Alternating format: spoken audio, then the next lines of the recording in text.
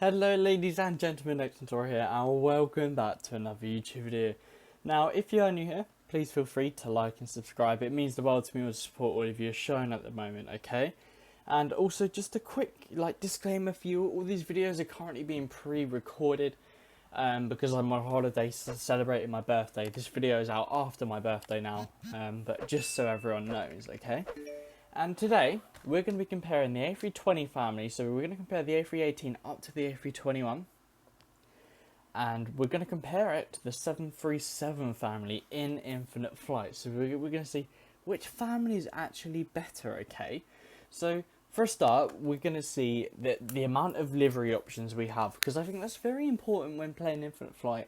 How many liveries can we fly, you know? Because I know for a fact I would always want to fly like a realistic-ish route. If I'm flying out of Germany, I'm obviously not going to use an American Airlines A321, for example, okay?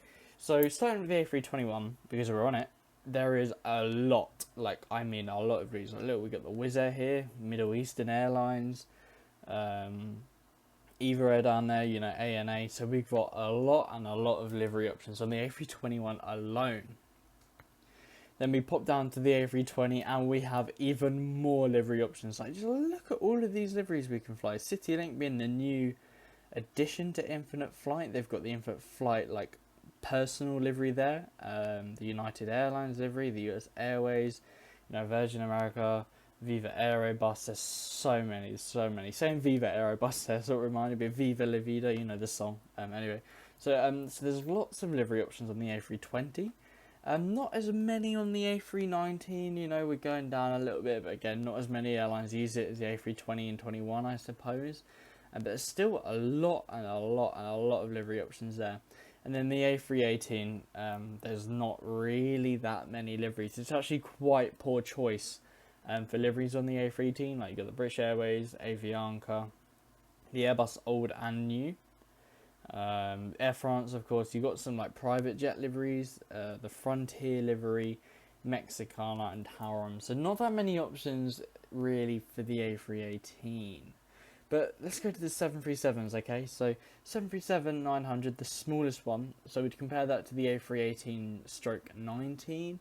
And I suppose there are a few more livery options. However, they've got a load of the special Southwestern airline ones. Which I suppose is cool if that's what you like. But there's TUI Fly, WestJet, Air China, Air Berlin is a livery I really miss Air Berlin, RIP. Aero Mexico, you know, KLM. So there are quite a few livery options there. And then moving on to 737-800, a lot of liveries again for us to be looking at. Transavia, quite a cool livery that, if you ask me. I think it's quite a nice looking livery. And then 737-900, okay, there's a few liveries here and there. Not as many again. So I think the A320s definitely, you know, are better than the 737s in sense of which aircraft has more liveries. So we're going to give the A320s that point there, okay? Now the next thing we're going to look at is the cockpits. So all of these aircraft have the same cockpits. So we're just going to, let's just pop straight into this mode. And wow! First time seeing this, but this is Oshkosh and Infinite Flight have changed their loading screen. Wow, it was not like that about 10 minutes ago. So all we're interested in is the liveries. We're here at Los Angeles Airport, of course. So of course, 737 has a live cockpit, 3D cockpit, moving cockpit, but the light switch is up here, so that would be seatbelts and that in systems. You know, none of them work, and so they don't actually move, but it's a 3D working cockpit, so you can't ask for much more than that in Infinite Flight. It's a good looking cockpit, and for what it is, I think it's a very good cockpit. And I think the fact all the 3D buttons make it a very good cockpit, okay? But when we compare it to the A320s, so we're going to just straight in the first aircraft there to not waste any time. So when we compare it to the cockpit in the A320s, you'll see that it is a little bit more aged, it seems, but this cockpit is mainly buttons.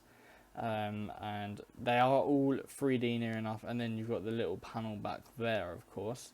So I think the cockpits are very close, but for me, I think the 737s have a slightly better cockpit than the A320s. This is just personal preference due to the fact Airbus is mainly buttons, and whilst I think if I were a pilot I quite like buttons, I think the switches seem like they would have taken a bit more time and effort to be made. Of course, you've also got the Pepsi can though in the A320's cockpit, which I don't think is in the 737 cockpit, so that's also worth noting. However, I do think the 737s have a better cockpit, okay? Now, the next thing I want to compare are the engines. Now, engines are extremely important to me.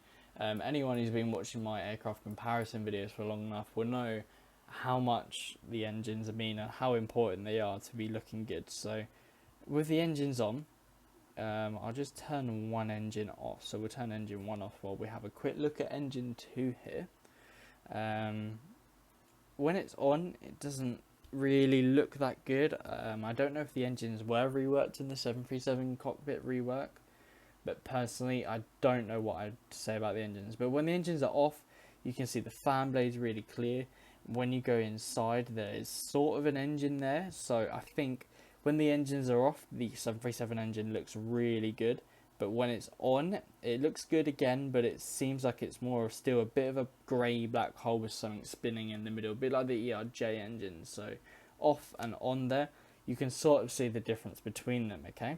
So now we're going to look at just let's go for the A321 this time, and we'll just have a quick look at them. Now, I do think this Oshkosh loading screen is actually quite cool, actually. They've got a few TBMs and Cessnas and that in there. That's looking quite cool. So we're going to turn off engine 1 again, and we're just going to see, so already immediately looking at this when the engine is on, it looks better than the 737s.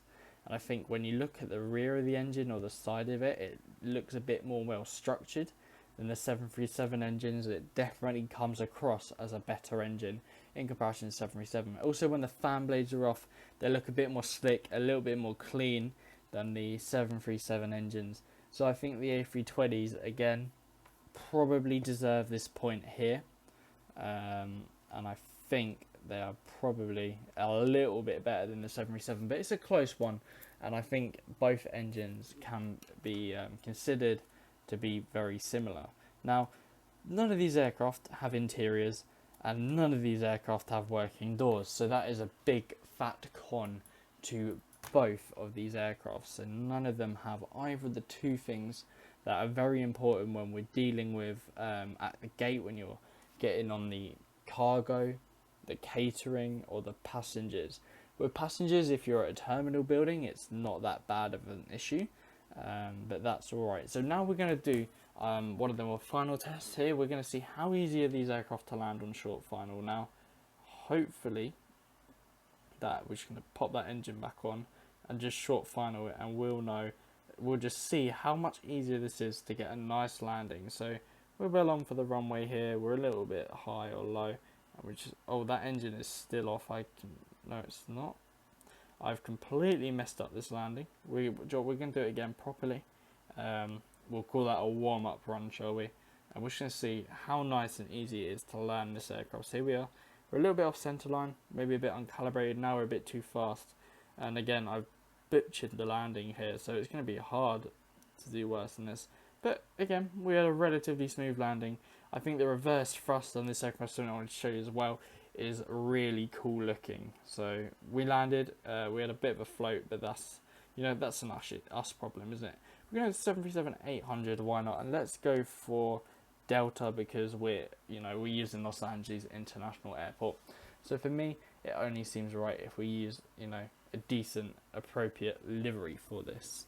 Now that loading screen, I think, is really cool actually. Compared to some infinite flight previous ones we've seen, that's actually a really good loading screen. So we're going to go on to a short final here, and we're going to see how much nicer it is. So for a start, I feel like this aircraft's heavier. But that might just be me in the settings, but this makes it a bit nicer for me to control. But we do have this issue where sometimes I feel like it drops out of the sky on me. So we're going to have to keep nudging ourselves down. And we did land. It wasn't as smooth as the A320. And the reverse thrust, so of course Boeing and Airbus engines have slightly different reverse thrust. Don't know what the Airbus doing there. But I think the one on the Airbus did look a little bit better. But I think the 737s in in-flight flight as an aircraft as a whole are really, really good, and they are not to be underestimated as an aircraft in itself. And this cockpit is definitely better than the A320 cockpit. So I think in terms of landing the aircraft, the A320 one's nicer for smoother, but if you're looking for aesthetics and replay, probably the A321 will be your aircraft. So I think they both are about on equal terms as that.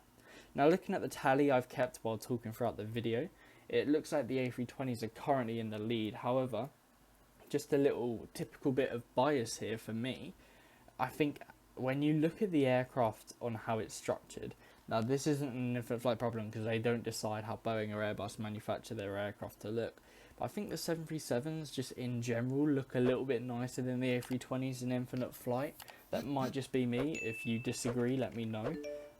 But I think, yeah, the 737s are probably a nicer aircraft if you're going for looks, but if you're going off of an aircraft to handle and fly, the A320s are definitely the option there. So I think all in all, I hate to say it, but I think probably the A320s are probably your better choice here due to there being more aircraft options, more livery choices, and just a few other factors such as they're a bit easier to handle. So if you did enjoy this video, please let me know down below.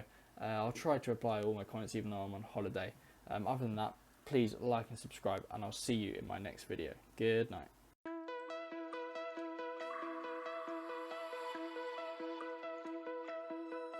Find your way into this wonderland, cross the